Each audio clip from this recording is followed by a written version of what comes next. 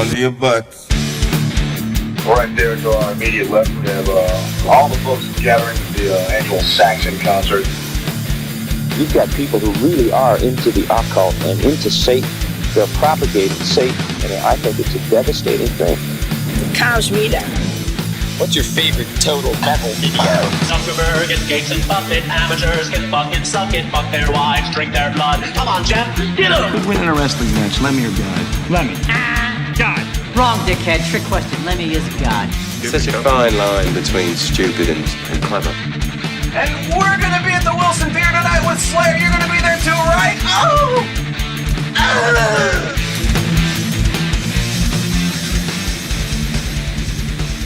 All right, well, welcome back to Summertime Podcast, everybody. SummertimePodcast.com is where you find us online.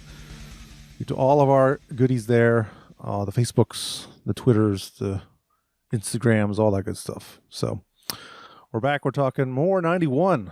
We got some more 91 albums to cover. This episode we're going to talk about to do, right? Yeah. We didn't finish. We had some leftovers. So we're going to talk about Mr. Bungle. And we have an honorable mention of Forced Entry, as above, so below. So before we get going, do some introductions. I am Eric. We've got Tim here. Yo. We've got Keith here. Yo. We've got Joseph here. Ooh. Good time, man. The tracks. Shut up. All right. Good time, man. Slam dunk that subscribe button. No, you have to smash it. Yeah, smash the subscribe button, people. Yeah, gotta smash the subscribe. Smash the subscribe. Give that subscribe button a hammer on. Yeah. Subscribe and follow. Subscribe and like. We love the fry voice because we're metal, motherfuckers. Smash that subscribe. Yeah. Smash it. Yes. So should we start with Forced Entry? I mean, if that's the honorable mention. If you want to. Yeah, I mean, well, honorable mention at first, and then we'll do Bungle. I'll tell you what, Eric. You start wherever you want. Both of these albums give me a boner. So, well, you keep that off of the camera, please. I don't want to. Well, did I give your dog a boner? Well, my dog's dead. Thanks, Tim. We'll talk about dicks on this one. I'm not, we're dicks. Every dog I loved is dead. Speaking of. Oh, on that Mr. note, Bungle. let's play some Bone Crackin' Fever. Yeah. Ooh, it's slow and eerie. It is eerie. It's an acoustic guitar opening on a thrash album. Who did that before? I don't know. Nobody. Never heard that before. Metallica never did that. What? Shut up. And then you come in with this fucking awesome riff. Oh, man, it's so I good. think there might be a keyboard there. Little piano down here. Oh, things have changed. Yeah.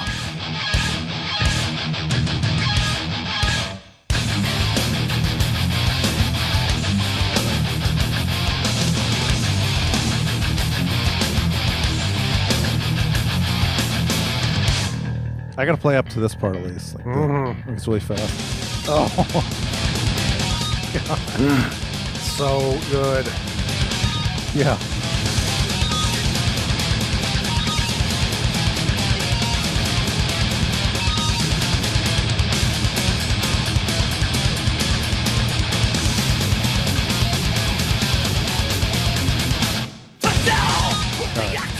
I'll play it out there only because you gotta get through this.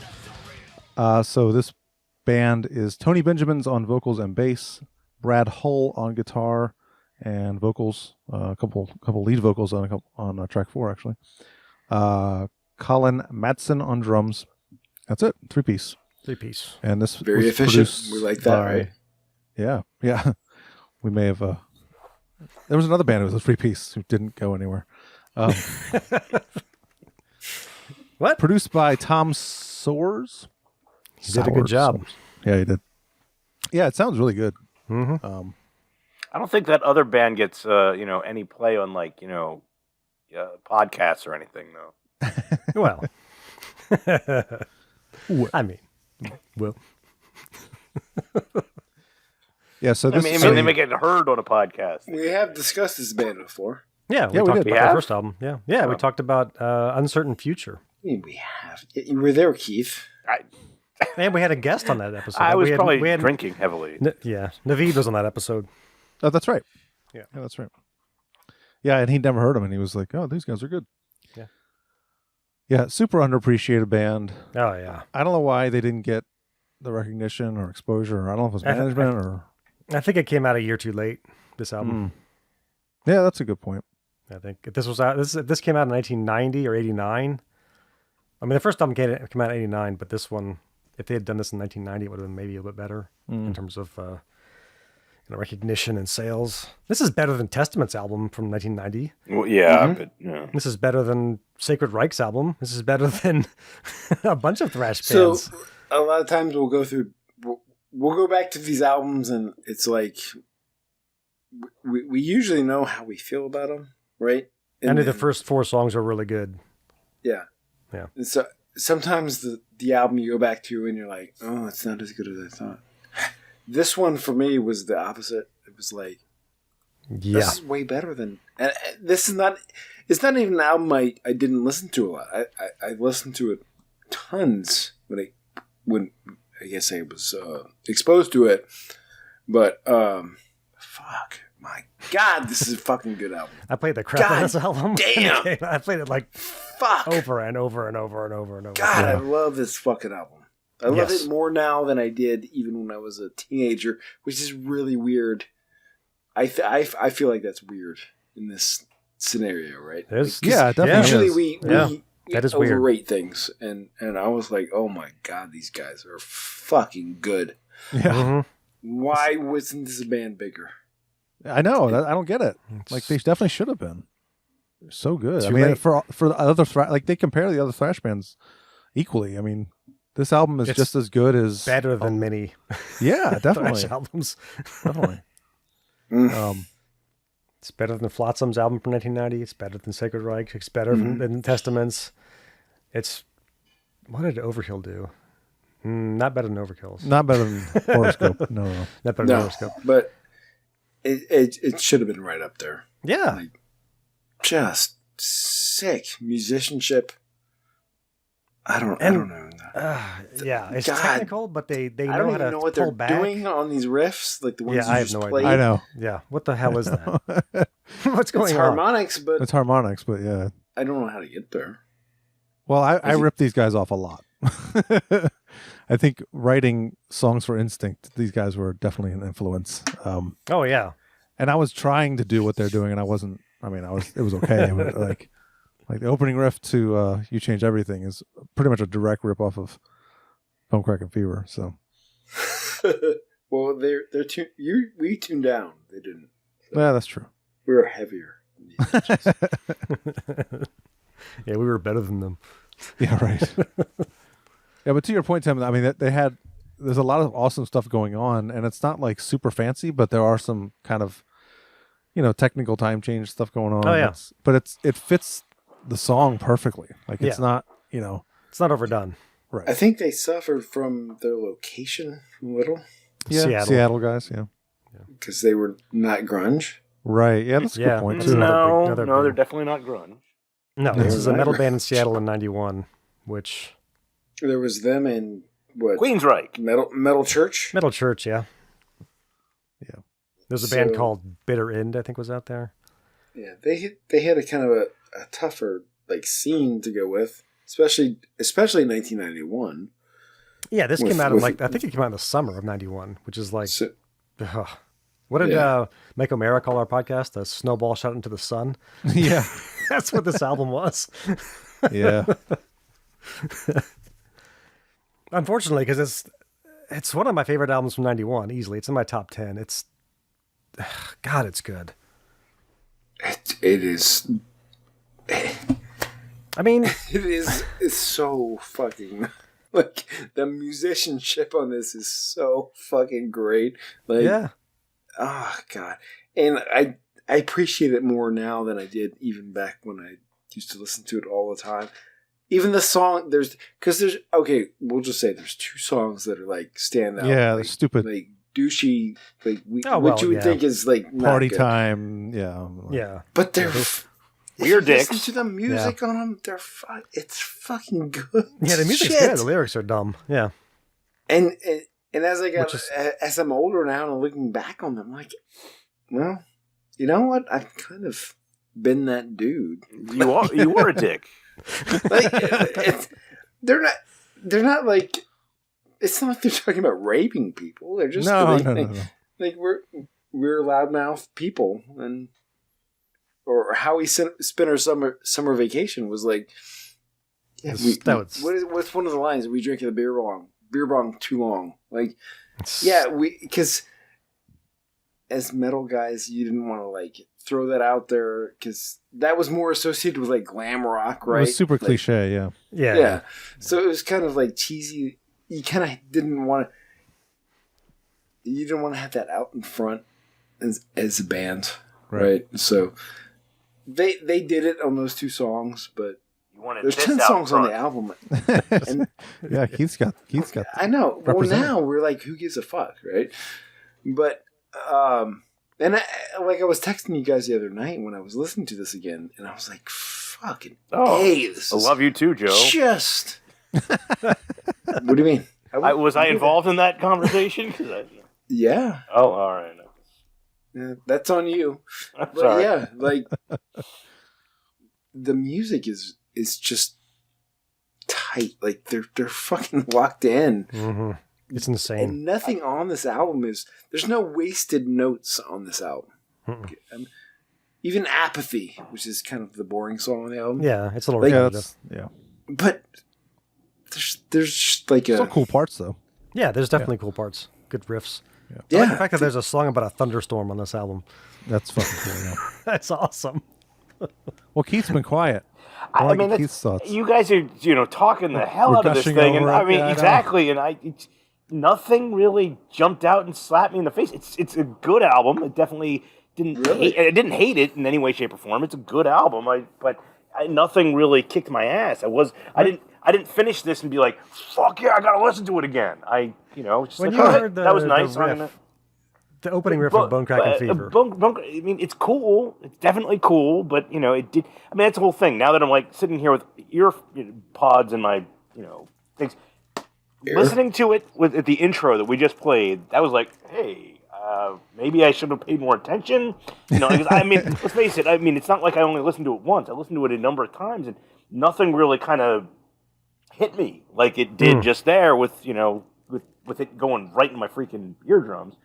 Yeah. So I mean, maybe that's one thing. But how much you guys are like jacking off to this thing, it makes me like think. All right, maybe I'll give these guys. I've always the first 4 songs of this album. I've always been like, fuck yes, like that was like oh my god, best, right? And then it kind of wavered a little. But now going back and listening, I'm like, fuck, they're playing some serious shit on these, right? Yeah, god damn. It's a 3-piece. Yeah. It's a fucking 3-piece thrash band. How few 3-piece... Prong was not even a thrash band. And they were a 3-piece. Like, you just didn't have this. I should have had more of it. Yeah. I love 3... Exactly. I'm with you guys. Like, when it comes to metal or thrash, you don't need, the separate vocalist to be goddamn shithead like every goddamn vocalist is.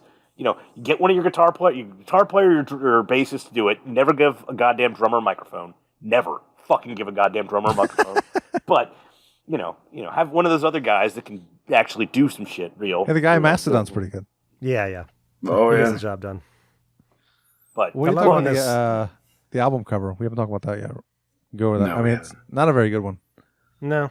Well, it's not good. It's not bad either. It's fine. It's like a art project or something. It looks goofy as hell. I mean, as you guys were referencing, these guys never took off, so it's not as though they had like a huge budget. I'm sure in order to that's true. Whatever the hell it is. Yeah.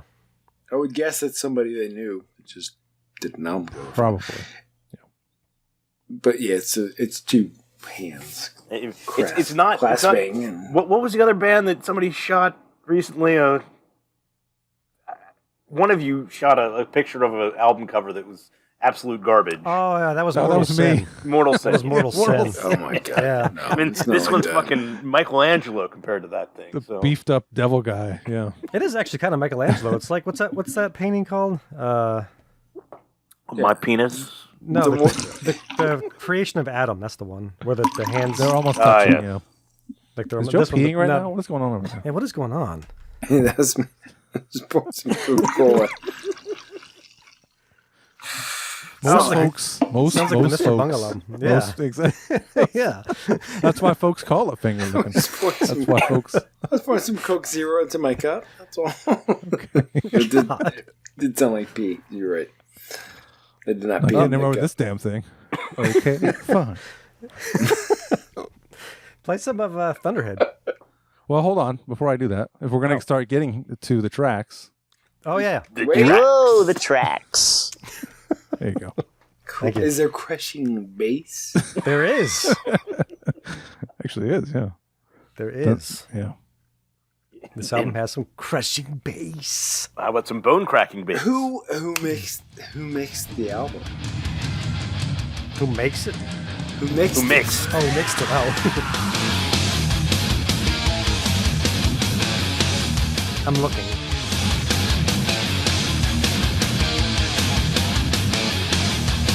I love this. Yeah. Oh.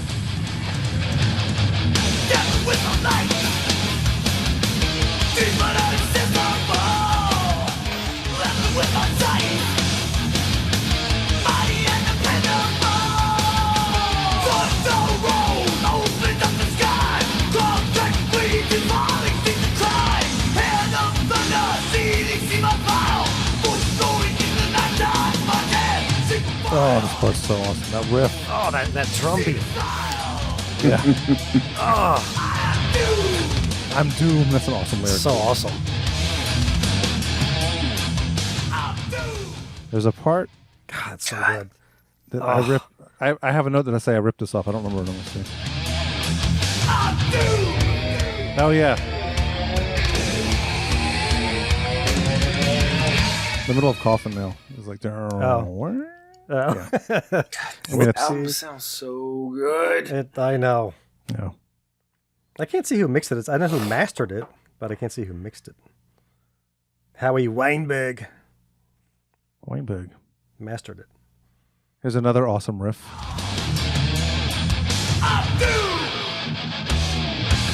Oh, yeah. Oh my god, that's such something that we ripped off.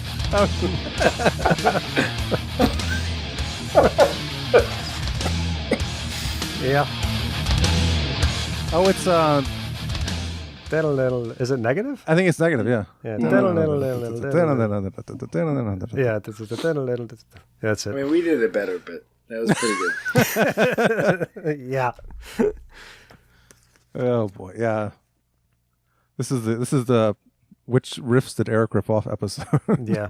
This album is chock full of just great riffs, though. Yeah, it is. Jesus Christ. The next song opens up with like awesome, weird. It's almost voice-ish. Yeah. In the intro. Mm-hmm. Bum, bum, ba, ba, bum, bum, bum, Yeah. bum, Yeah, it sounds like something I can't place bum, it. bum, bum, bum, bum, bum. Sounds like Instinct. Yeah.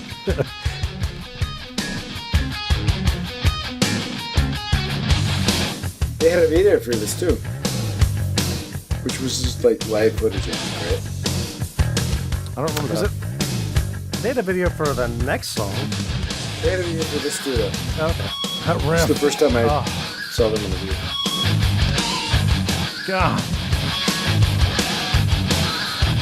I promise you, Dimebag loved these riffs. Oh yeah. He had to. Yeah, no doubt about it. Yeah. He was probably like, yes. Yes.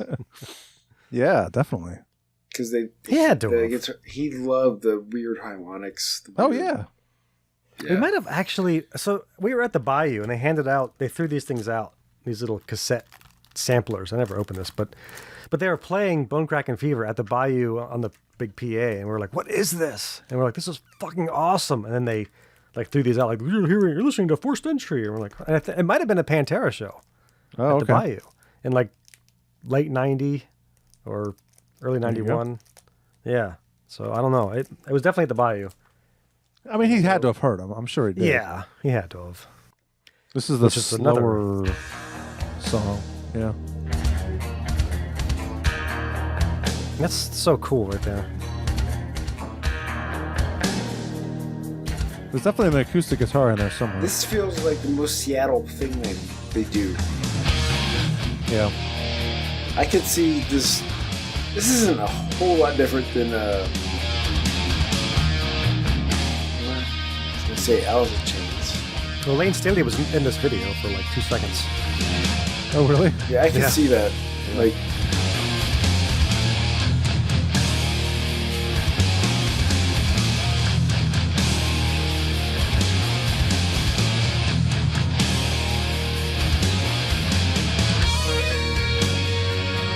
Cool guitar harmonies. This is Brad Hall singing. Yeah. Yeah.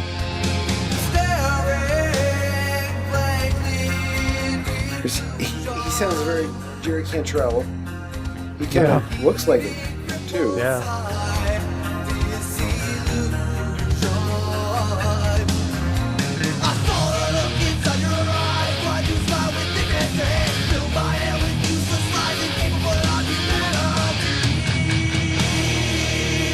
Yeah.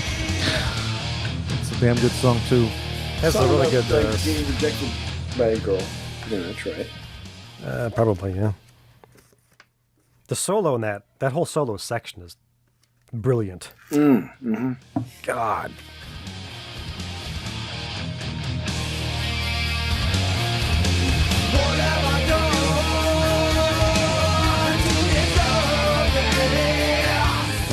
That part? Yeah, it's towards the end of the solo, yeah. That's really cool. Yeah.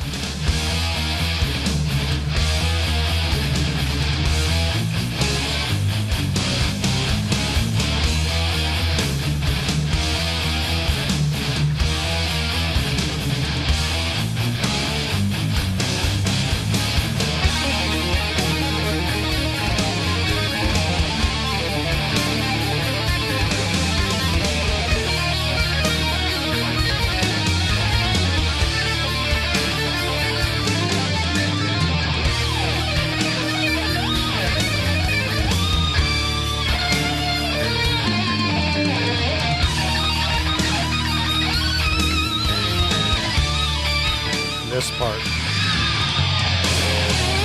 Oh, yeah. Oh.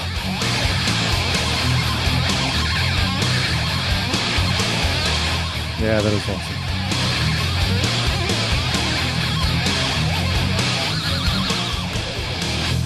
It's very Slayery. Mm-hmm. That riff right there, God. It's better than Slayer because it's in key. Well, yeah. Yeah. It's true. It's true. Then you got Weird Dicks, and that's like, we can just... Yeah. Well, so I like the first four. But that's funny. When we were like teenagers and listening to this, the first 4 songs were like so fucking great, right? Mm-hmm. And then we came up to Weird Dicks, and it was like, well, it's kind of what we're not about, right? Because there was like, you had the asshole metalheads that were like about partying and drinking and fun, and then you had like the thrash guys who couldn't like talk to girls and be like fuck everything, you know, like fucking like Greenhouse Effect, all this shit. Right? It was supposed to be like kind of like this liberal version of this. So when Weird Dicks comes on, you're like, oh God, no, like we're not doing that. But going back and listening to it now, I'm like, that's kind of funny. Like, it's kind of a fun song. It's just, and the playing is still really good on it. the playing is good. music. Just, after all this great, you know, lyrically it's great, and then you get this song, you're like, what's going on? Like, It's all these really good lyrics. There's 2 songs on this album that feel so much like B-sides. Yeah, like just mainly lyrically. Yeah. You're like, what is going on right now? What happened? It's good music, but it's a great riff right there. Yeah, it's great. Great, like I'm just gonna break in with a solo.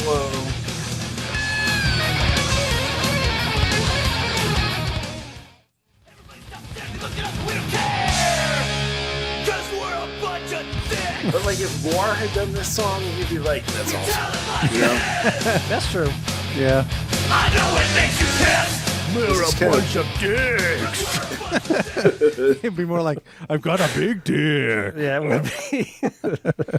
I mean, that's the whole thing. Like when I start, they go to Apathy after that, and that's kind of a boring song. Like it's fine. It's just yeah. It's kind of long too. Well, what about the grammatically incorrect unextinguishable? It should be inextinguishable. Well, is it inextinguishable? It's well. That's funny. Yeah, actually, it's funny because I have notes in Google right now, and it's got that underline in red, and if I click on it, it's like inextinguishable, not unextinguishable. Yeah, that's funny. That's a good song. There's a part in that song that's super cool, like right in the middle where it does 225 probably where it's right here. Yeah. And the drums, the way they get the flanger going. And there's the alternate snare and bass drum on each, every other. Yeah.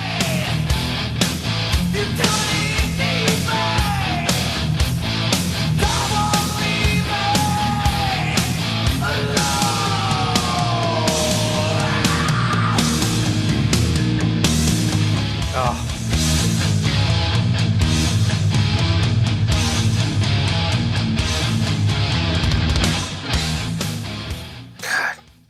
The drums, the bass, and the guitar sound so fucking good in this mix. They do. Yeah, they really do. God, it's amazing.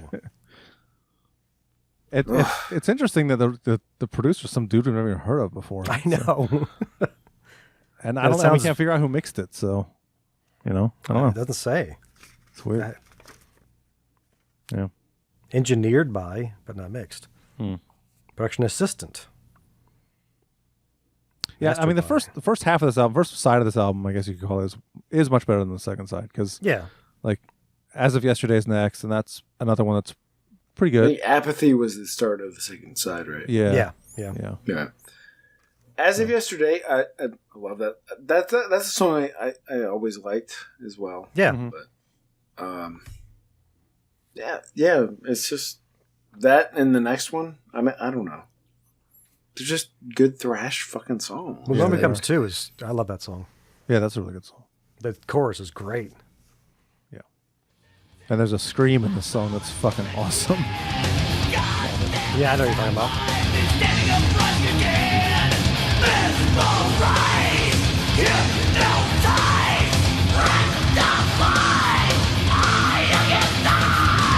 Well, that's very Testament. Yeah, it is. It is. The drums there, too.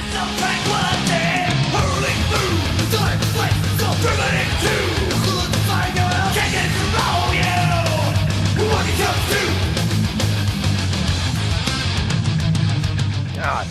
There's also a riff that's like dun, dun, dun, dun, dun, dun, dun, like there's no playing. I think it's the beginning of that song.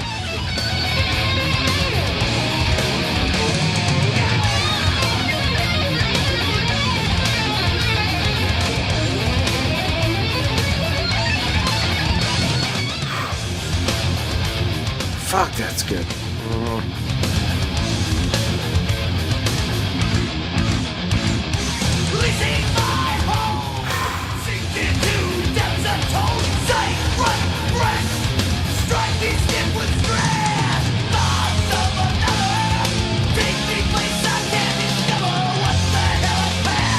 The harmony of it too.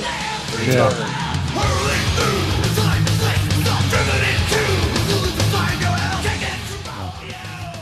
All right. Yeah. God damn it. They should have been on like, big tours opening for big bands. It should have been. Yeah, it's weird. It's frustrating. Yeah. It's super frustrating. we want to play any of the last one? I mean, it's fine. It's kind of dumb, but actually, this is worse than Weird Dicks lyrically. Yeah, lyrically, yeah, it's even like, more juvenile. Yeah, it really is.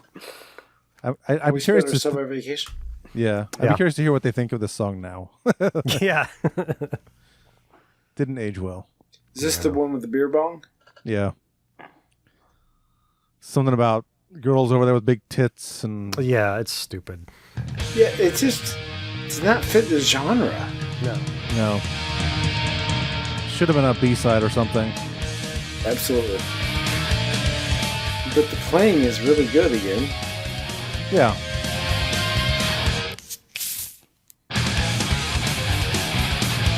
Good riff.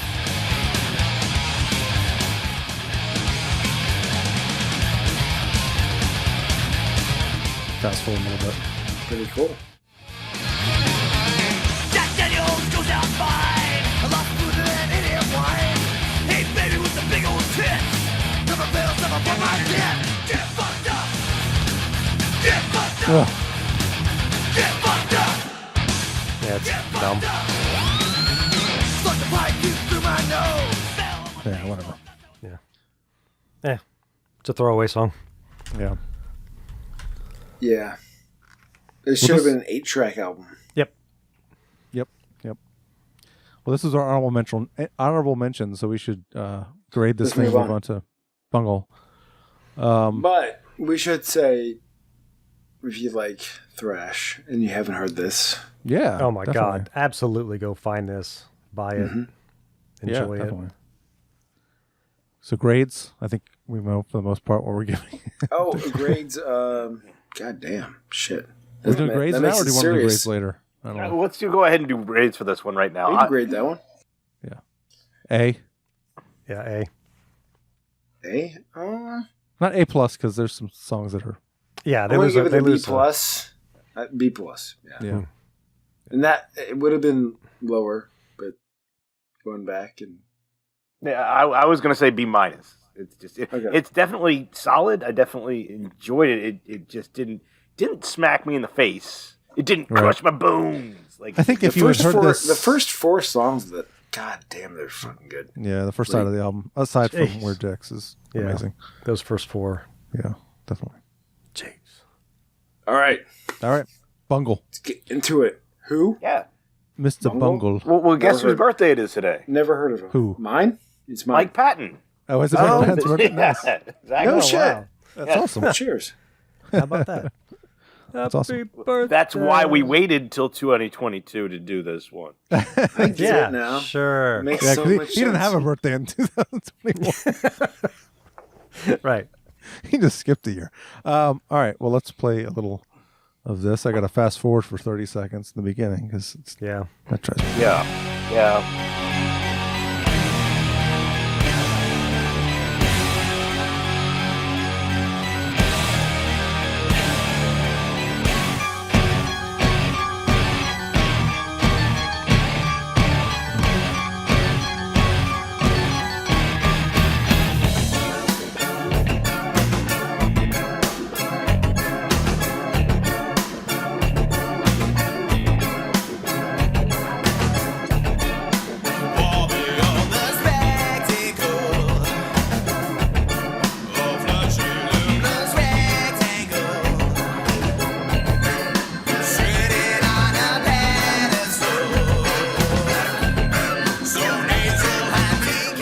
I'm going to fade it out there. We got a lot to get to here.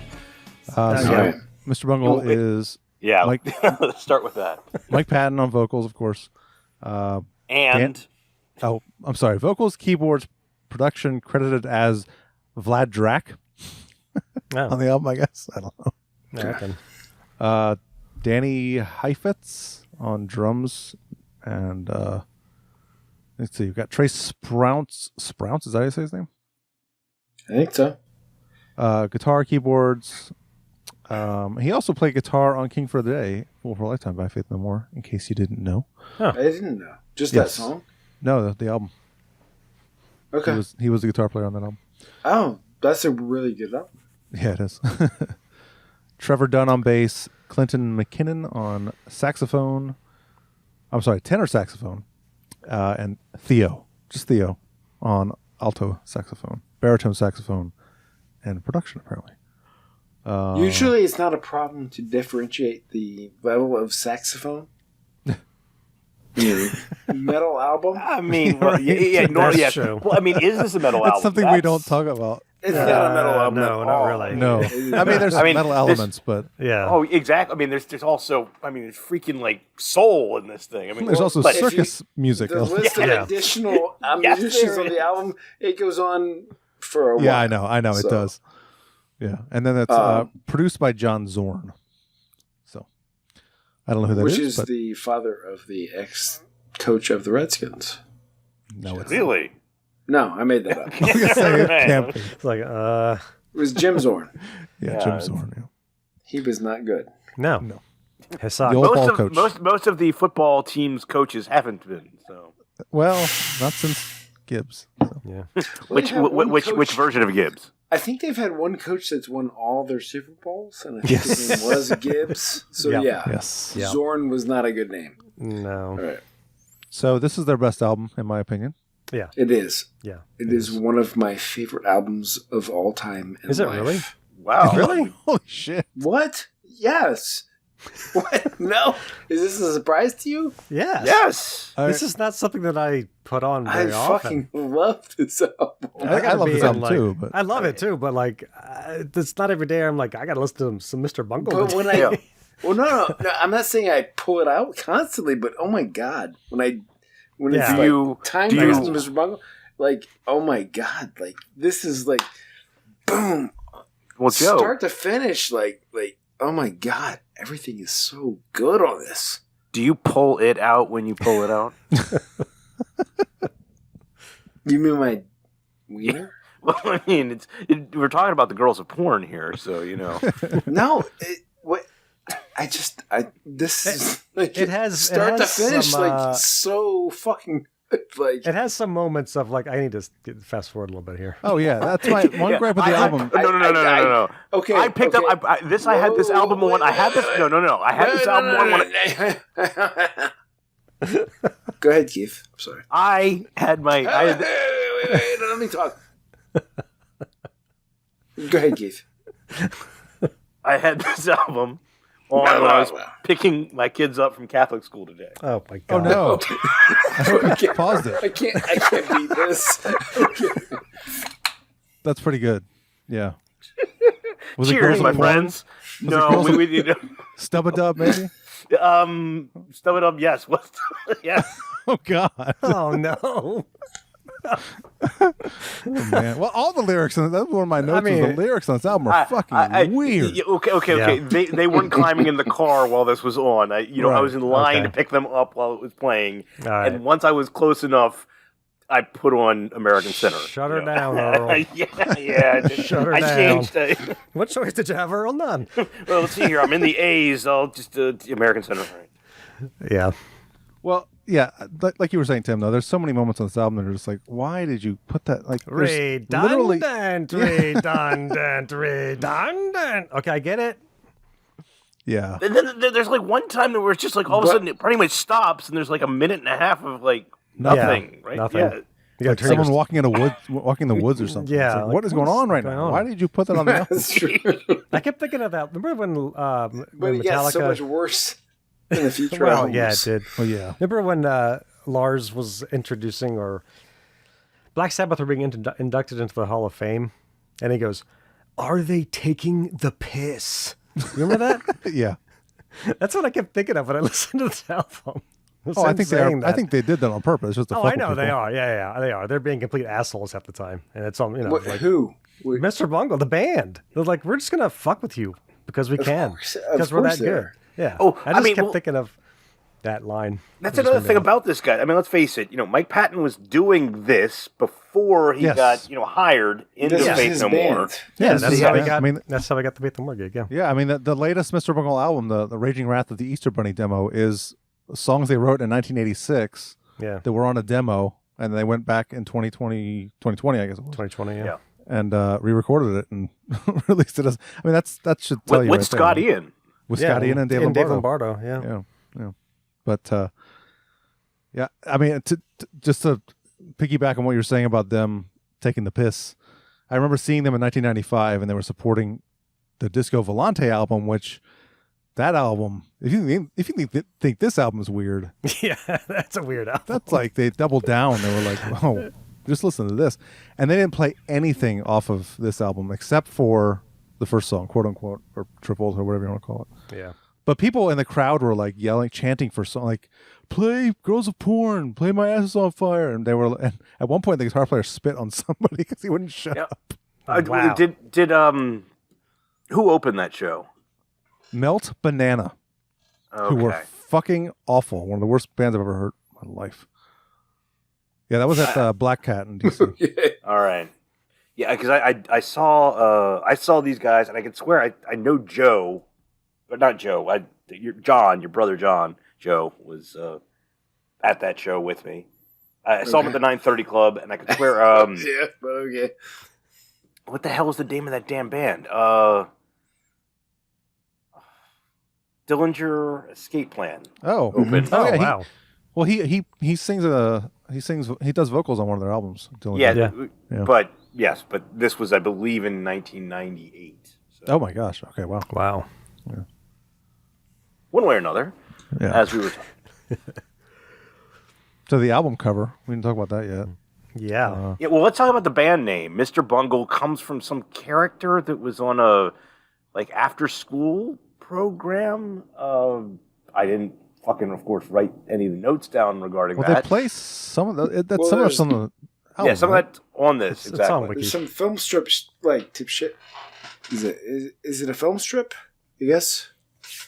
That's at the end of one of the puppet songs. show. That's they talk about a puppet show with Mr. Is it Bungle. the end That's of what Love it is a is. Fist? Maybe I can't remember. Yeah. Let's see. I think it's before that. Because then Love and the Here it Fist. Love is the Fist in the last song. Mr. Bungle came to the boys' room Oh, it's on his way to lunch. This It's is right right here. before that, His right? hands. His hands were dirty, This is it, isn't it? and his hair was messy. Mm-hmm. Yeah. This is It's a Love puppet is show. Love is a Didn't Fist. stop to wash his hands or comb his hair. He went right to lunch. Well, can we take ourselves back in Instead time of getting to into line when at this the came lunch out? It was like Mr. Bungle Mike Patton was because Angel Dust High on hadn't drugs. come out yet. Right. No. No, we it only wasn't. heard The real thing. Yeah, real like thing. Faith No More was a huge band for us. I don't know if Keith. I don't know how Keith felt. I about did not know. I didn't even know they existed until after Mike Patton was in it. So what Oh, Faith No More. Faith No More, yeah. I Okay, know well- that Hetfield was wearing Faith No More shirts and all that shit back in the day, but I did not even know about them until after the real thing. Yeah, I think that neither did we. Well, Yeah. well, that would, that yeah. makes sense. That's us too. Yeah. You didn't know any of the Chuck Mosley. I remember No. getting shit Yeah. for wearing Faith No More shirts in high school because they weren't heavy metal enough No, give me for a our break. clique. Whatever. They've got a I was like, piano well, player, go- man. What the fuck is I that was like, go shit? fuck yourselves. We- I didn't we- care. We bought this But- because of Mike Patton, right? Sure. That was Yeah. the reason. Yeah. Like it said, Mike Patton, vocalist from Faith No More. This is his other band. And we're like, oh, cool. Let's buy this. And Right. I So- want to know, what was your initial reaction? Like, had you heard anything from this yet? No, I think our reaction was the exact same reaction we had when we heard the first Guar album. I think we were on the floor laughing our asses off. Yeah, absolutely. Yeah. Yeah. We were just dying laughing the entire time. Yeah. What the fuck is this? This is hilarious. Yeah.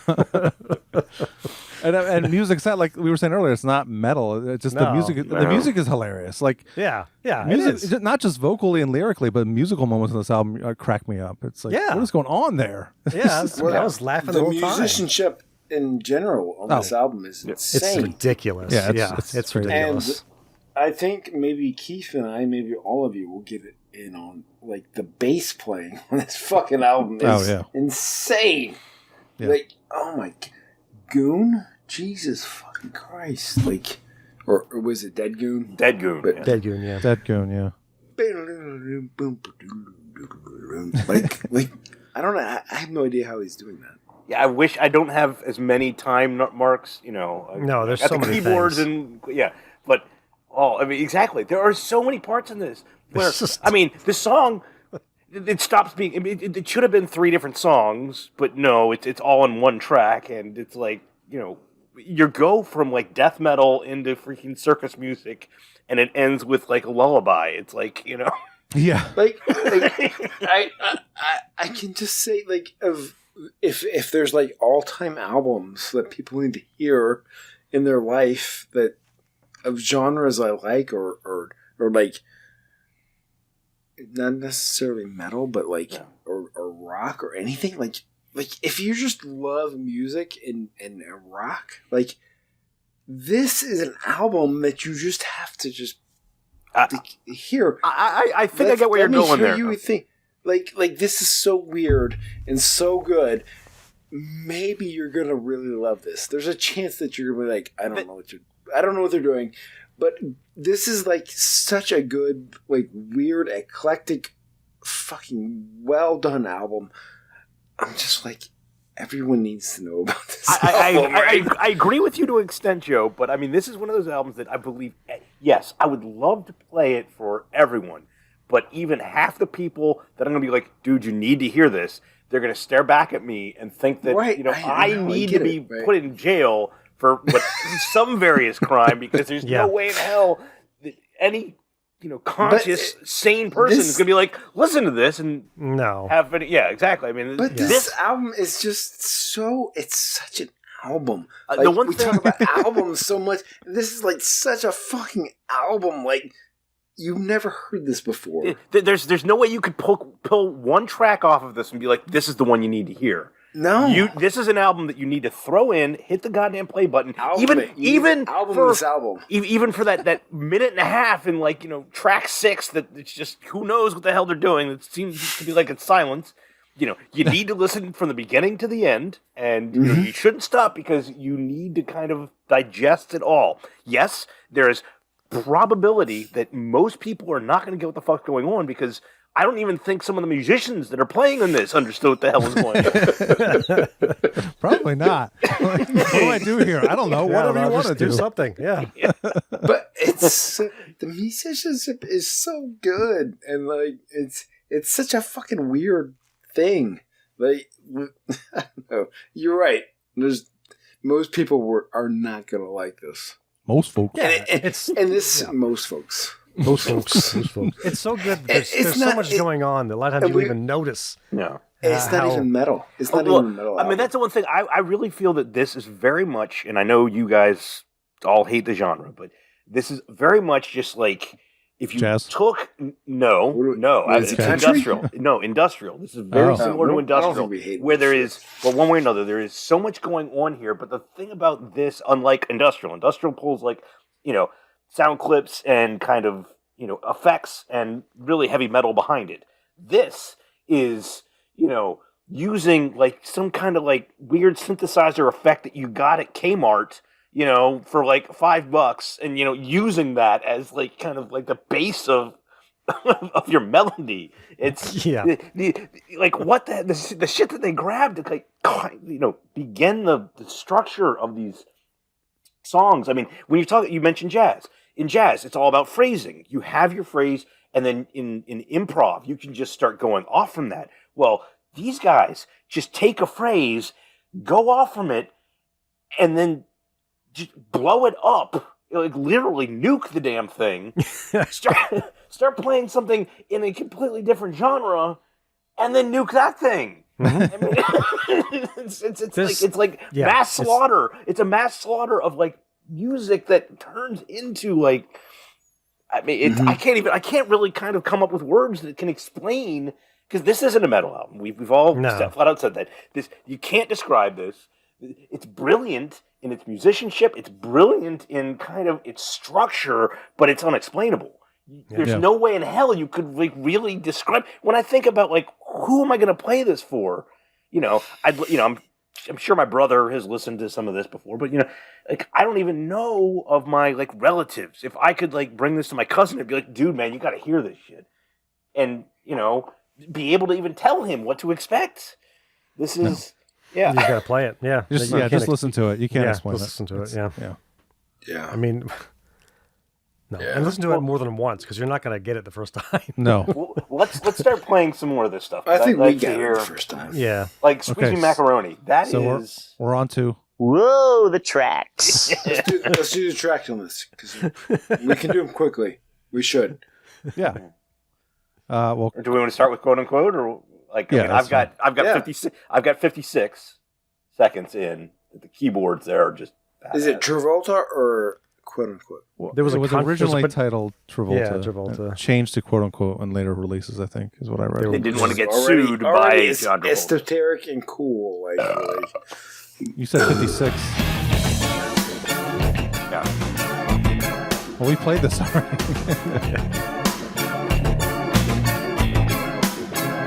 I mean, like it starts off King Diamond, and then it goes into this funk thing. And it's like, yeah. But yes, we've already heard this, so There's only growing down. There's a moment. Well, there's a moment at the end of this song that I'd never even noticed before. That he's like whispering some lyrics in the background. I never even noticed. It smell, sweet, movement. Everyone's dancing.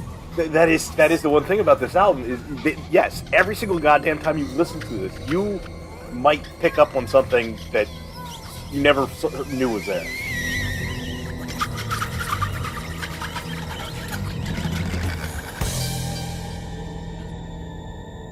Nothing. It's just weird. I never noticed that. I was trying to read along with the lyrics this time because I like the last few times I listened to it because I don't think I've really sat down and tried to read the lyrics along with each song before, and my God, these are one thing I wanted to do too before this. But oh my God, I've never done that. Yeah. He's Hitler and Swayze and Trump and Travolta. Yeah. What? Okay. Yeah, Slowly Growing Deaf. Another good one. Good one. Let me go back to this. Yeah.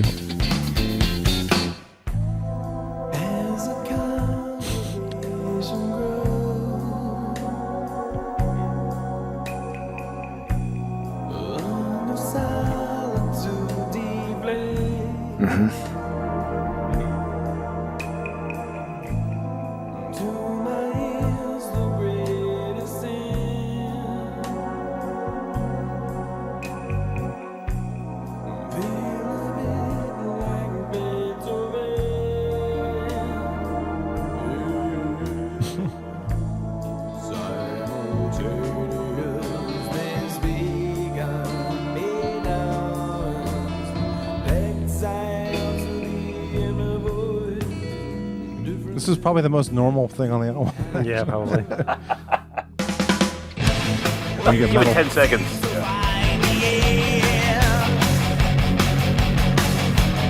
That's Faith No More, really. Yeah.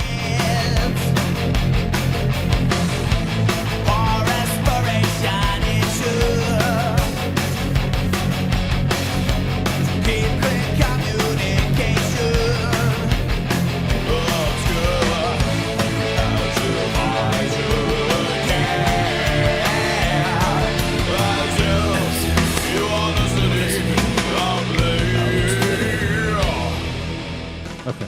Well, I played a minute and a half of the song. I gotta stop. Yeah.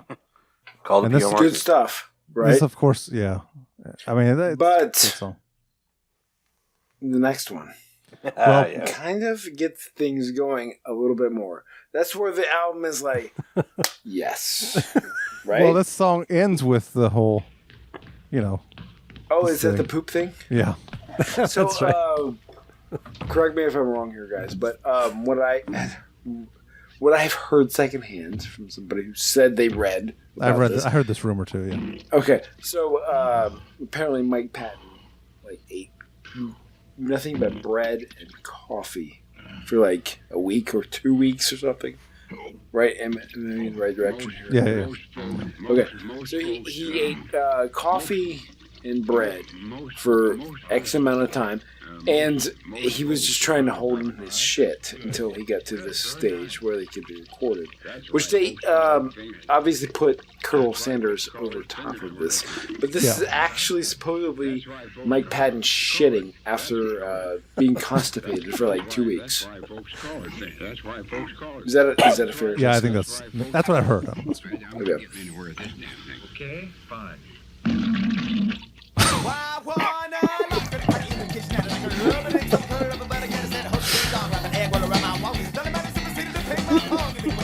And then a song about fucking food. Like, having sex with food. Yeah. The bass. Yeah. That line. It turns into I give your dog a boner. Yeah, at the end, yeah. I was giving some head to some French bread.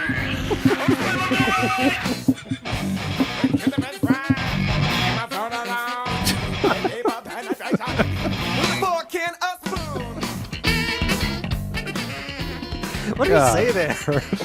What? With deeper penetration with a fork and a spoon? No, He before says, that. hold on, rewind it.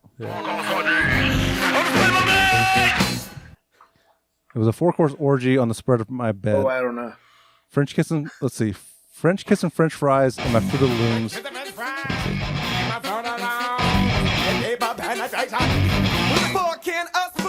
I get deeper penetration with a fork and a spoon. Oh.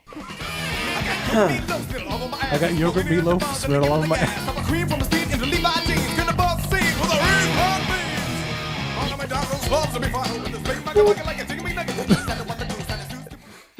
I mean,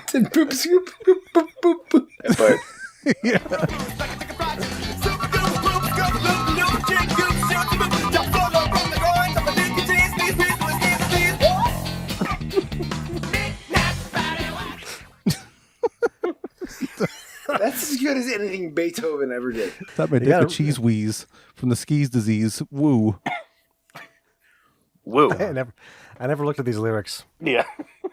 Yeah. Oh my God. I don't think Well, seriously. I knew they were special. I never looked at them. When it comes to these lyrics, I know better than to even try. Like I'm not. Even, I don't want to know the lyrics. I'd rather it just be like Mel Torme scat. Him just like because what's the upside of like these lyrics? Like, oh yes, I'm weird. Like, I'm fucking. But they're hilarious. They're hilarious. That's the upside. Well, hilarious. What is? I said 243 is another moment. That might be this. We were just listening to. Oh, this. Yeah.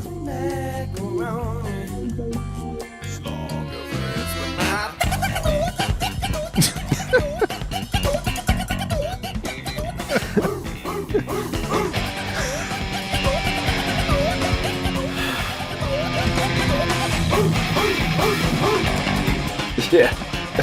Basic.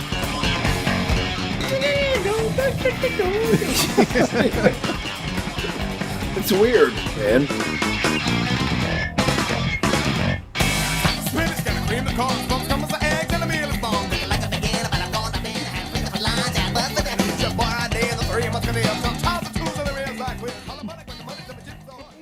I would imagine being in a band with Mike Patton is like being in a band with Axl Rose, but he's not a bully. Yeah, it's weird, but it's fun. And yeah. Oh, this is the line. Here you go, Tim. Give your dog a boner.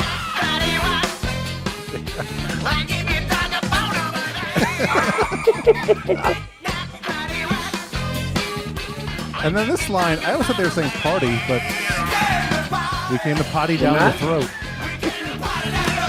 Oh, that's so gross. What do they say? We came to potty down your throat. What? We came to potty. We came not party. We came to potty down your throat. Oh, like poop. Yeah, pee. We're both involved, call like diarrhea thing. Yeah. God. I mean, it's Mr. Bunk. Lyrics by Odorous Urungus. He's not a healthy person. Carousel's next. Mm-hmm. Oh, that's a good one too.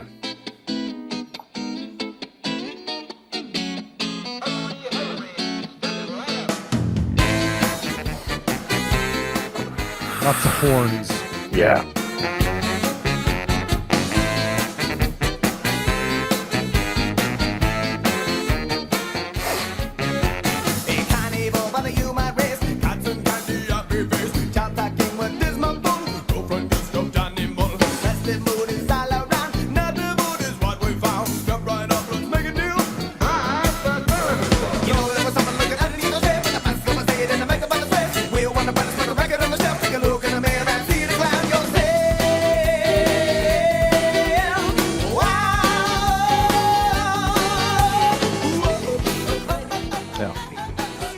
That song.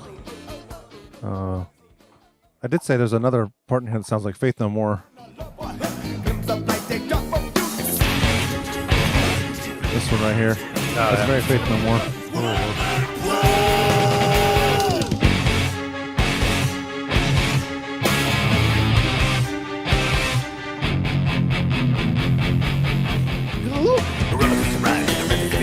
That sounds like Batman.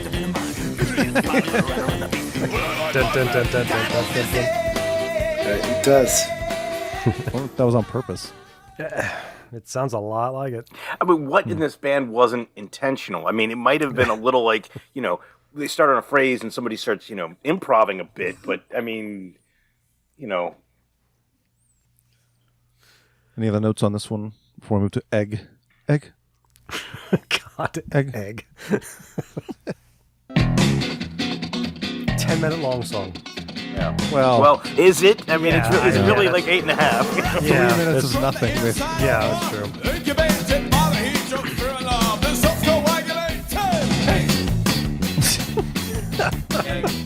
Egg. It's like, I was just wondering, does it make depend on the chicken? Oh, an egg comes out of chicken. Oh, chicken comes out of an egg. God, it's like they're like just go be an asshole. Not in your lyrics. Just do absolutely. There you go. Just.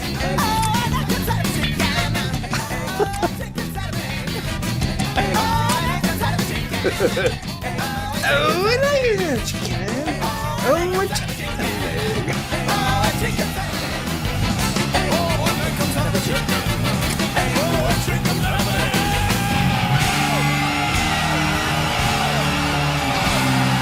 Oh my God. Then you got the 3 minutes of No Place Like Home. Oh my God. It gets a little old after like a minute. Exactly. That is the one annoying part of this album. It's just like we get it. Come on, please. I mean, and I just love to understand.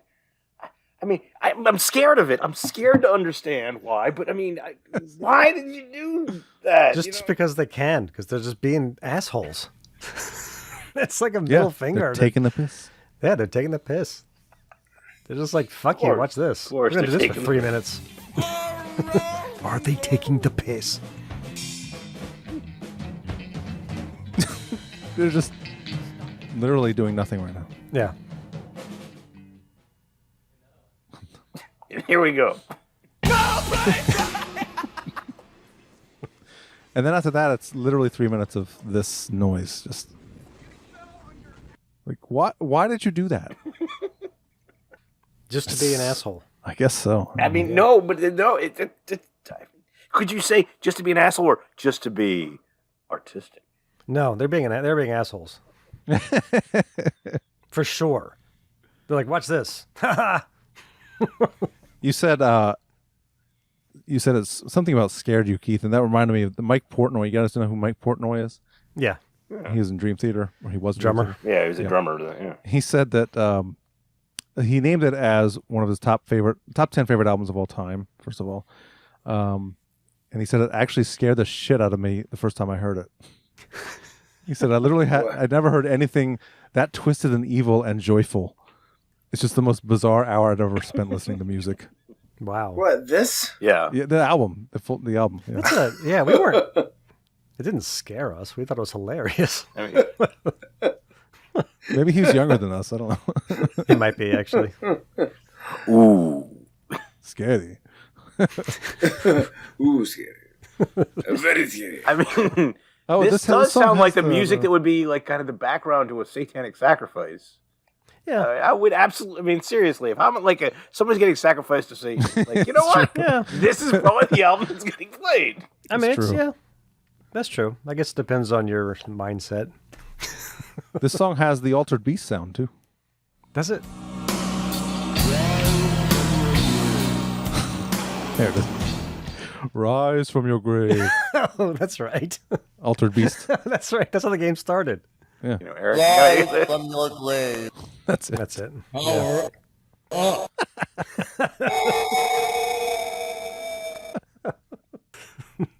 Stubba Dub is next, which is about. I'm surprised they didn't use a Casey Kasem thing for this one. Have you guys heard this clip of Casey Kasem? A fucking dog dying. What? What? Oh, you're in for a treat. Okay. I don't think I've heard this. I don't know what you're talking about. They used to play this on Don and Mike all the time. I'm sure Joe's heard it. We're up to our long-distance dedication. And this one is about kids and pets and a situation that we can all understand, whether we have kids or pets or neither. It's from a man in Cincinnati, Ohio. And here's what he writes. Dear Casey, this may seem to be a strange dedication request, but I'm quite sincere, and it'll mean a lot if you play it. Recently, there was a death in our family. He was a little dog named Snuggles, but he was most certainly a part of... Let's start again. From coming out of the record. Play the record, okay? Please. I think I have heard this. I want to hear this. Yeah. See, when you come out of those up-tempo goddamn numbers, man, it's impossible to make those transitions. And then you got to go into somebody dying.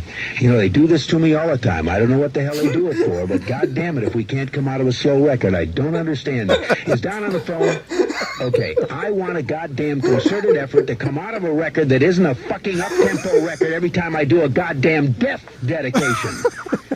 Now, make it, and I also want to know what happened to the pictures I was supposed to see this week. Just last goddamn time, I want somebody to use his fucking brain to not come out of a goddamn record that is that's up tempo, and I got to talk about a fucking dog dying. That would have been perfect for this song. Yeah. It's a missed opportunity for sure. Okay, so why are we listening to that right now? Because the song's about a dog and a dog dies. Okay, I did not know that. So. Well, yeah, if you read the lyrics. I haven't read the lyrics. I don't want to read the lyrics. The lyrics for this are going to scare me.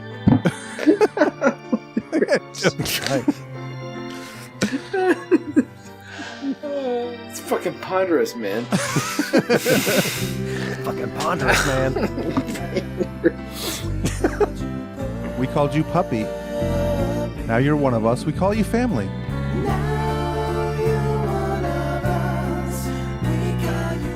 Family.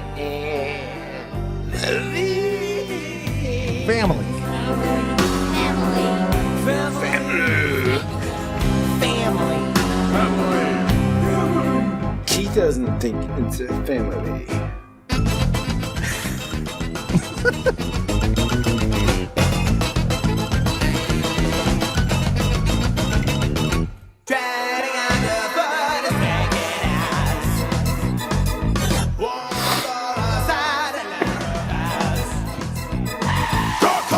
You know what he says there?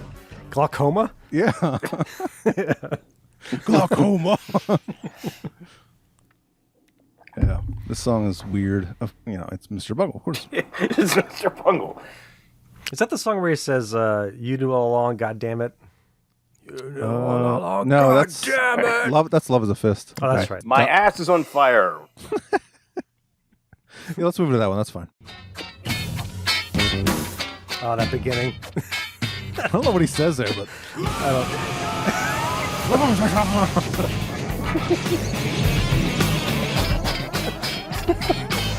on the riff coming up here at 26 seconds. I love the horns at the minute. Oh, that's great too. This part though. Oh. God, so good.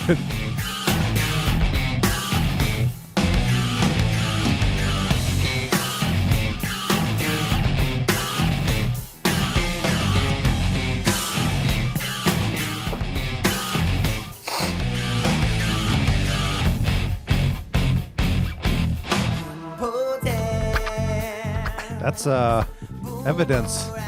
Yeah, totally. King for a day. Yep.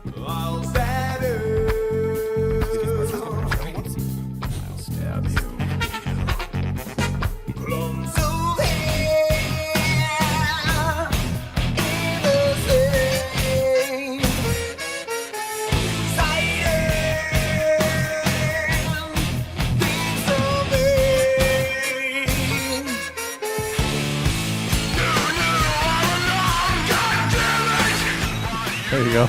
It's awesome.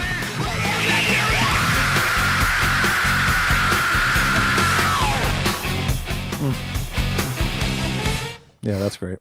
Oh, God. It's awesome. I can keep playing because this whole song. Keep going. Yeah. Keep going there. Lyrics at 324. Yes, you have to keep going there. That riff right there. Yeah. That's awesome. That's one of the greatest riffs, vocal parts ever, right? It's great. Yeah. So good.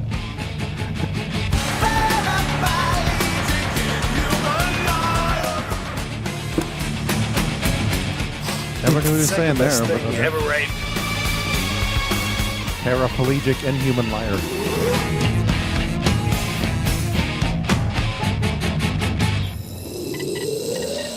You said what? 3 something? 24? 324. Yeah.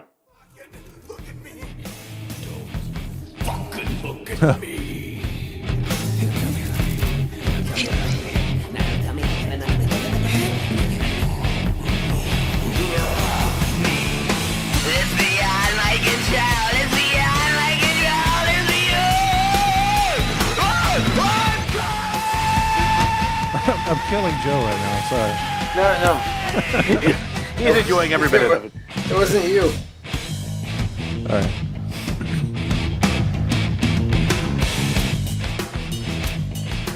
This is the redundant song too. Redundant. Yeah. Redundant. Unfortunately, that's that.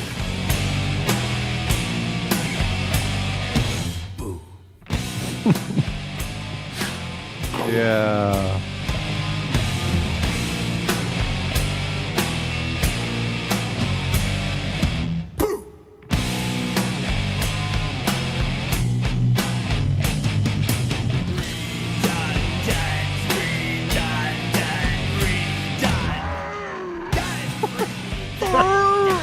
It's totally Guar. I know.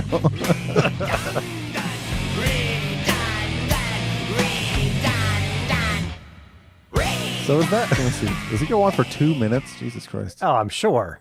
It's super like. Oh, that's frustrating. and then then it goes into this weird porn thing because that leads into Girls of Porn. Yeah. That's very interesting. What you say is very interesting. Later, baby. We'll talk later. We'll talk business Make later. love to your beautiful, beautiful body. So weird. Later. I will talk business later. Right now, I want to make love to your beautiful, Beautiful.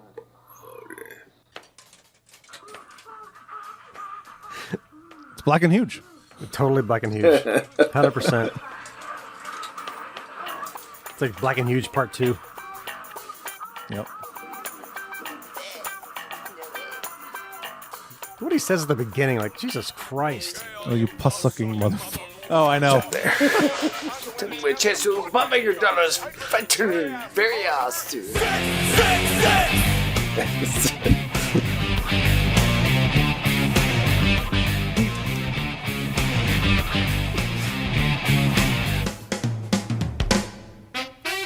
Yeah. Oh man. So funky. Yeah. I love it.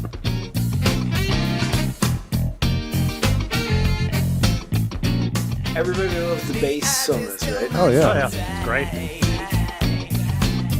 All I can think about is playing With myself, yeah.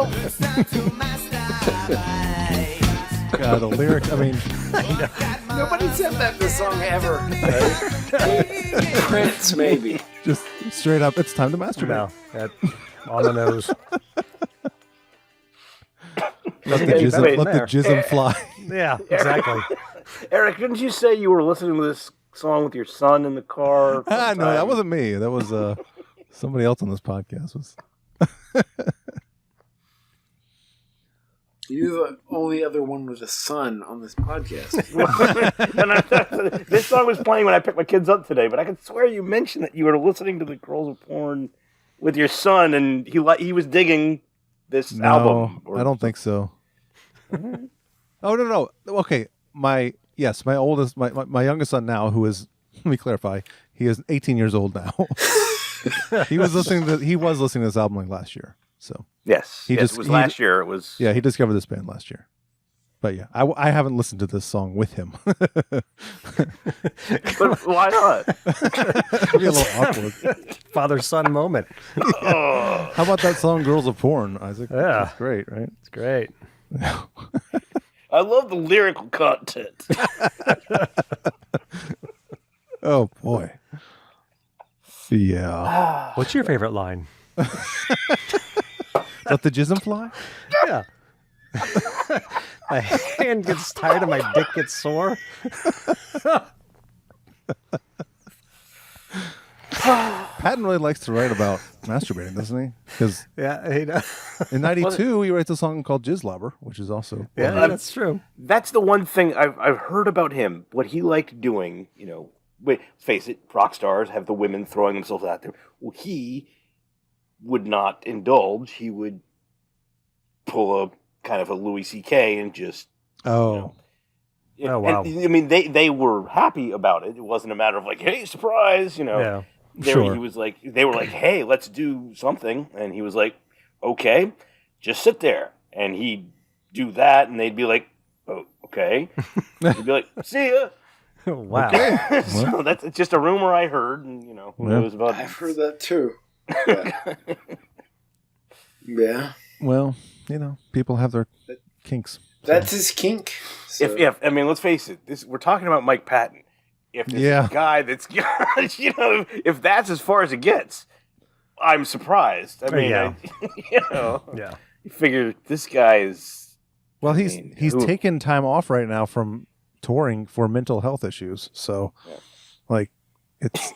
I hate saying that's not that surprising, but no, I thought that today. I'm like listening to this album, I'm like, well, yeah. It's like, he had mental health issues, right? Can't believe it. So this song is pretty on the nose. We know what this song is. Yeah. I mean, it's a great song, but it is. Yeah. It is. I mean, possibly can you even say which one's the best one on this album? I don't know. Did you say I was trained to fuck you or I was made to fuck you? I think probably both. I think it's trained. Trained? Yeah. Okay. Yeah. I can go to that part. Let me see. Yeah, it's trained.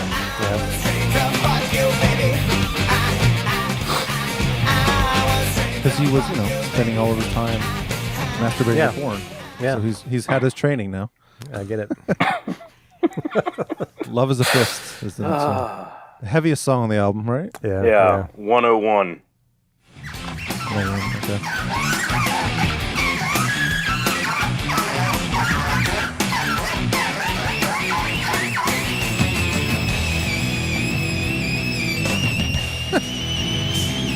This horn, what the fuck? It's like a dying cat or something.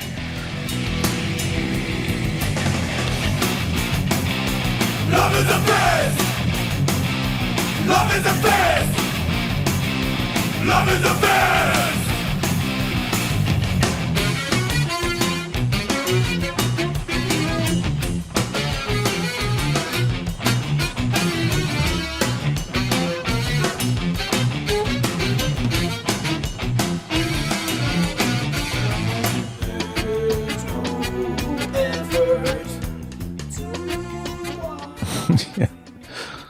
I actually have it at 2:49 is when the insanity gets dropped for 10 seconds. Okay, let's see. Let's see what I meant by that.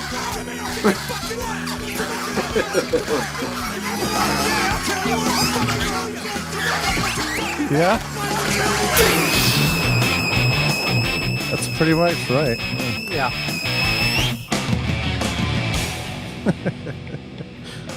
That pretty much sums up Mr. Bungle right there. That little clip is just pretty much like that's Mr. Bungle. Kind of stuff's all over this album. Yeah. This little, I mean, how I would love to see video of Mike Patton recording this album. Oh my God. Like just the different weird noises he makes throughout the entire album, and just that was the one thing when I saw them, you know, in the late '90s, whatever it was. You know, we actually were standing kind of on the balcony of the 930. For anyone that's been there, it's, you know, got 2 stories, and then we had a great view of really like the entire band, and Mike Patton was kind of in this, you know, kind of circular arrangement, which had, you know, keyboards, you know, kind of surrounding him, and he could just kind of swivel in it. Just like, I don't know if you guys watch The Office. There's one episode where what's-his-face, the libertarian guy, has stuck in a swizzle thing, desk in the middle of the office. Well, one way or another. He was kind of like in that with keyboards all over the place. And I was really expecting, you know, seeing like them hanging upside down and like all of a sudden like acrobatics. And he just kind of moved and went back and forth to whichever keyboard he needed to hit at that time. And it was rather kind of lame. I was expecting like, you know, some kind of naked acrobatics to be like just kind of going on or something. And all of them were just sitting there playing their instruments. I mean, the insanity was happening in the music, but you know, it was, you know, of course, he's doing all of the normal insanity in his vocals, but he's just standing there. And it was like, that makes it even more crazy. He had a son. You have a panty on your head. He had pantyhose on his face the entire time when I saw them in '95. So, yeah, it's something. How do you even write lyrics to this music? I mean, how do you know where to put the vocals? How do you know? Oh, I know. It's crazy. It's insane. Yeah. God. No idea. How do these guys find each other? You know, I mean, to have one guy in the band that's like, "Hey, let's do this." I didn't know they were around. Want to agree? Yeah, exactly. The fact that they were around in the late '80s or the mid '80s. I didn't. Yeah, like they had. I know they weren't, you know, major label releases or whatever, but they had like 4 albums before this one. I had no idea. Yeah. Doing my research on this album, I'm like, what? I didn't know that either. I had no idea either. Yeah. I mean, Trace Sprouse or whatever however you say his name. He's the guy who's like the leader, I guess. They had, let's see, the bass player, right? Or Trevor Dunn. Yeah, I think that both those guys are kind of the 2 main guys. But yeah, I guess '86 was the Raging Wrath of the Easter Bunny, and then Bowel of Chile was '87. Goddamn, I Love America was 1988. I'd love to hear that one. OU818 is 1989. You heard that, right? Huh? I have not heard that. No. No, wait. You haven't heard these things? No, I've not heard it. You must. No, I haven't heard them either. This is the album we're listening to right now. This is the first one I've heard, and I've heard everything since then, and the Raging Wrath of the Easter Bunny, of course. But no, I've not heard. OU818 with like I don't even know how to explain. LSD. Like, there's songs off of that you must hear. Okay, they're hilarious. So I'll seek it out for sure. Yeah. Let me see if I can. I'm gonna try to find that too. Yeah. Yeah, I had no idea. I'm sure it's out there. Yeah, I'm sure it's on YouTube or something. Yeah. Yeah, that's where I found it too. Let me see if I can find it. Dead Goon is the last song. This I know you guys were kind of gushing over this song. This is like I think the worst song on the album. Yeah, I agree. I don't know. The bass line in this is so fucking cool that I deal with it.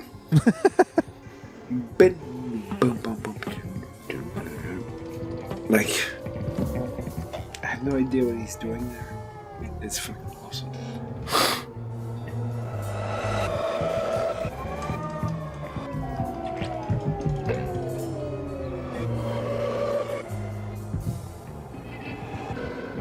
Sorry.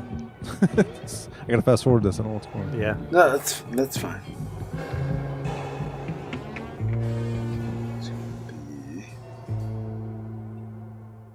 This thing? No. Oh. There we go.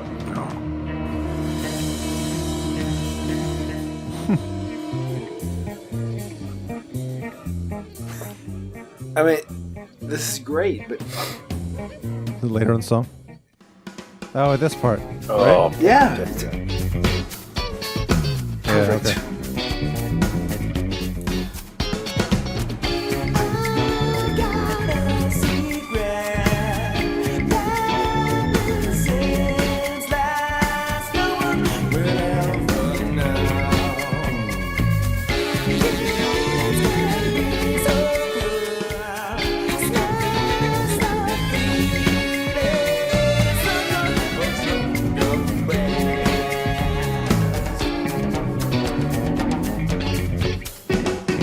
Yeah, that's really good. That part's really cool. Yeah, that is great. No, I kind of get lost in it too. Yeah. It's a 10-minute long song, so yeah. Yeah. And well, from like the 5-minute mark to the end, it's just like it's kind of like this. Yeah. And it's okay. It just keeps going. So it's like half the song is just, to me, in my opinion, just boring. Just, there's moments that are good, but because you don't get it. That's kind of how I felt about Disco Volante. Like there are moments on that album that are really good, and there are a couple songs that are really good, but for the most part, I don't know. That album's not It's that kind good. of funny. Let me admit this. I'd heard this album and whatever. I bought that album. I don't remember if it was right when it came out or whatever, but I was familiar with Mr. Bungle, but I bought that one and I didn't own this one yet. So I bought that one first, and that might be, let's face it, the first album you get from a band is always kind of like a little bit, and I, after I got that, I'm like, yeah, I need to get the original, and I did. Yeah. I don't own California though yet. So. I do love that album. California is really good. I have to go back and play it some more. Yeah. Well, that came out 99. 99? Yeah. All right, hey. We got a ways to go. We got a few more years before we get to that. Yeah. We should probably mention that this album was released on Warner Brothers. That's crazy. How the fuck? Faith No More. That's the only reason. Yeah. It's got to be. I mean, let me at least throw that, because that's another thing. Like Mike Patton, all right, when they fired Mosley because he was too drunk to be in Faith No More, they pull in Patton, and let's face it, that guy, talent. He's absolute talent. Is he like Chris Cornell? Not even close. He does not have the range. He doesn't have the ability. But this guy does. Kind of, we were talking, in another, episode about like different guitar players having soul and some guys having technical ability. The shit that fucking Patton does. I mean, he can pull out like Mel Torme at the same time that he's doing death metal. I mean, it's like... It's insane. Yeah, he's one of the most talented vocalists out there, for sure. Yeah. Like, he mentioned he might not have the range, but he kind of does have the range. Like he that guy can sing. That's the one thing. Yeah. Like, he can sing, but he also does a lot of other things vocally that some are unexpected. Some, let's face it, he does kind of, everyone, points with the whole rap rock thing, like, oh, well, Faith No More were one of the first earlier adapters. Yeah. Maybe, whatever, but sure, he did do some of that, but on top of that, he also can fucking hold a note, Right. Well, should we grade this thing? I mean, yes. No, let's skip it. A. For me, it's an A. Yeah. A. I'm gonna go A minus. It's. I mean, there's just so much going on here. I'm gonna just give you the minus because there's so much going on. I don't even think that anybody can fully understand all of it. This album is written in Greek but translated into, Japanese and spoken by a Martian. There's no way you can explain this. This is absolutely insanity, and it is mind-blowingly brilliant. But at the same time, I don't understand it, and I'm scared to talk to somebody who does. I mean, so it's A minus because it as we were talking about my partner, this album is a little scary, and it should be. You should be afraid of this band. Yeah. All right. Joe?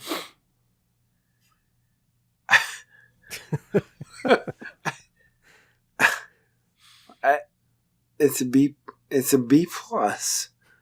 I have no idea what Keith was talking about, but B plus. You're the one who likes this band more than the rest. It's in your top albums of all time. Yeah. Well, B plus. I don't know. I don't know. I don't know. Think about the bass riffs. It's fine. Yeah, B plus is fun. It's very hard. Let's go up. Is A minus a thing? Yeah, that's what Keith gave it. That's it. Yeah. I think I'm actually going to change mine. I'm going to give it a 10. That's awesome. A minus. Well, how I'm going to put that into a grading scale, but okay. 10 out of 10?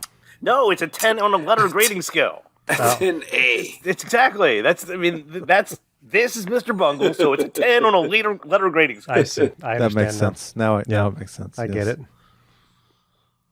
All right. Well. No, as a matter of fact, I'm going to change it. It's going to be, what is it? 10.374? No, it's Swerve. Swerve is 12 in German on a letter grading scale. Okay, so, got it. That's good. All right. Well, next episode we're going to be talking about Red Hot Chili Peppers at some point. But until then, for Keith and for Joe and for Tim, this is Eric saying... Thank you. Good fucking night. Energy, aggression, power. To sum it up, it's a vulgar display of power.